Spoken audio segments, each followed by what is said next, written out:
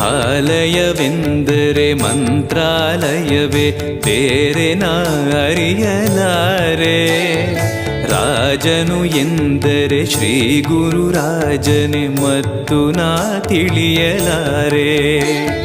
ಆಲಯವೆಂದರೆ ಮಂತ್ರಾಲಯವೇ ಬೇರೆ ನಾ ಅರಿಯಲಾರೆ.